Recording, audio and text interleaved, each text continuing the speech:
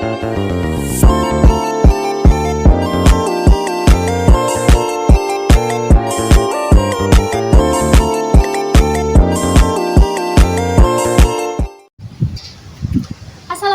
warahmatullahi wabarakatuh.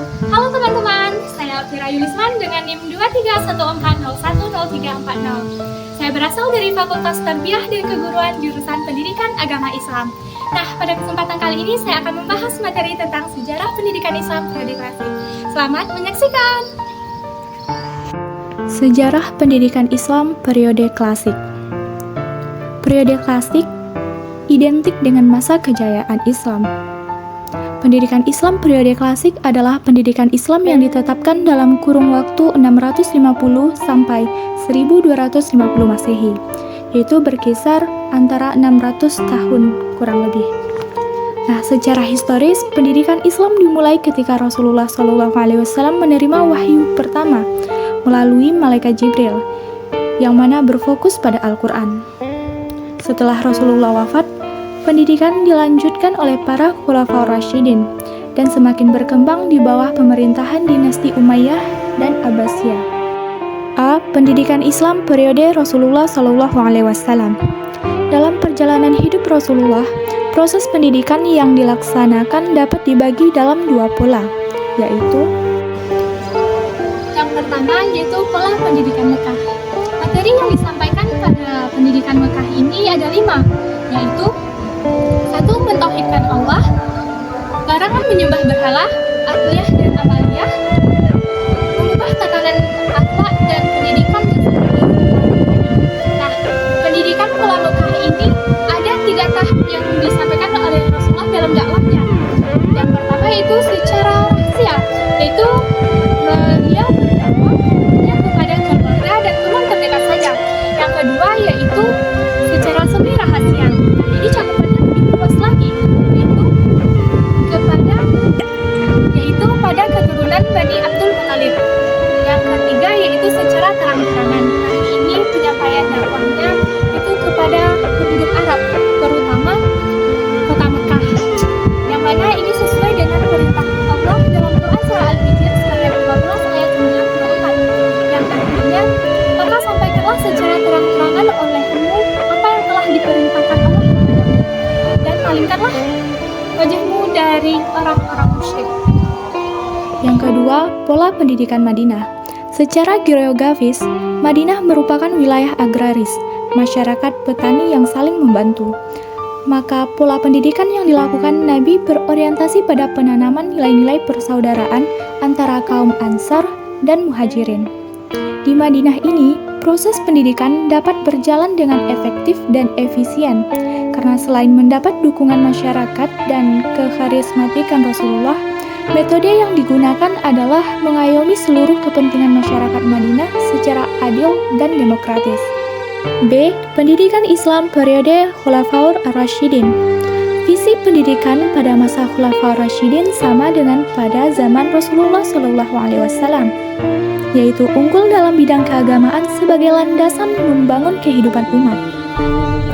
Adapun misi pendidikan pada masa Khulafaur Rasyidin ini yaitu 1. Memantapkan dan menguatkan keyakinan dan kepatuhan kepada ajaran Islam yang dibawa oleh Nabi Muhammad SAW. 2. Menyediakan sarana, prasarana, dan fasilitas yang memungkinkan terlaksananya ajaran agama. 3. Menumbuhkan semangat cinta tanah air dan bela negara yang memungkinkan Islam dapat berkembang ke seluruh dunia. 4. Melahirkan para kader pemimpin umat, pendidik, dan da'i yang tangguh dalam mewujudkan syiar Islam. Yang pertama itu pada masa Khalifah Abu Bakar As-Siddiq dalam waktu 11 sampai 13 Hijriah. Nah, pemerintahan pada masa ini relatif singkat namun sangat penting karena berfokus untuk memerangi pemberontakan yang mempengaruhi muslim yang lemah. Nah, pada masa pemerintahan ini banyak orang hafal Al-Quran yang berguguran, sehingga Umar bin Khattab memberikan saran kepada Khalifah Abu Bakar ini mengumpulkan ayat-ayat Al-Quran, maka diutuslah Zaid bin Sabit. Nah, kalau dari segi materi, pada masa pemerintahan ini itu berkaitan tentang akidah, akhlak, tauhid, dan kesehatan. 2. Masa Khalifah Umar bin Khattab, yaitu pada tahun 13 sampai 23 Hijriah atau 634 sampai 644 Masehi. Di bawah pemerintahan Umar, kerajaan Islam berkembang dengan pesat. Umar mendirikan lembaga pendidikan berupa sekolah, membayar para guru, pendeta, dan pengembala dari dana Baitul Mal. Metode pendidikan Islam pada masa Umar yaitu seperti halaqah, talaqi, dan metode ceramah. Sedangkan lembaga pendidikan yang digunakan seperti masjid dan majelis.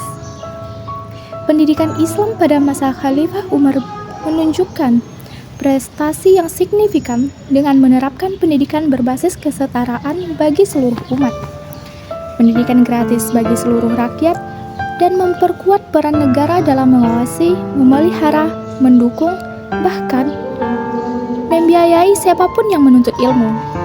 Dan tawanan perang tidak akan dibunuh atau dipenjarakan jika bersedia menjadi tenaga pengajar bagi umat Islam. 3. Masa Khalifah Utsman bin Affan, yaitu pada tahun 23 sampai 35 Hijriah atau 644 sampai 656 Masehi.